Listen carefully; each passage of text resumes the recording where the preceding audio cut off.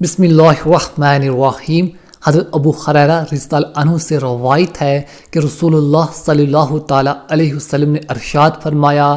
جب مال غنیمت کو اپنی ذاتی دولت سمجھا جانے لگے،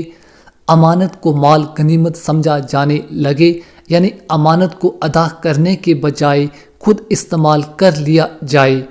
زکوٰۃ کو تعاون سمجھا جانے لگے، یعنی خوشی سے دینے کے بجائے ناگواری سے دی جائے، علم دین کے لیے نہیں بلکہ دنیا کے لیے حاصل کیا جانے لگے، آدمی بیوی کی فرما برداری اور ماں کی نافرمانی کرنے لگے، دوست کو قریب اور باپ کو دور کرے،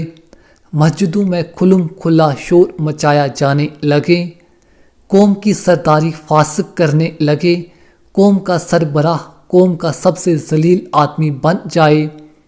آدمی کا اکرام اس کے شر سے بچنے کے لیے کیا جانے لگے، گانے والی عورتوں اور ساز بجانے کا رواج ہو جائے، شراب عام پی جانے لگے، اور امت کے بعد والے لوگ اپنے سے پہلے لوگوں کو برا کہنے لگے۔ اس وقت سرخ آندھی، زلزلے، زمین کے دس جانے، آدمیوں کی صورت بگڑ جانے اور آسمان سے پتھروں کے برسنے کا انتظار کرنا چاہیے، اور ایسے میں مسلسل آفات کے آنے کا انتظار کرو، جس طرح کسی ہار کا دھاگا ٹوٹ جائے اور اس کے موتی پہ در پہ جلدی جلدی گرنے لگیں۔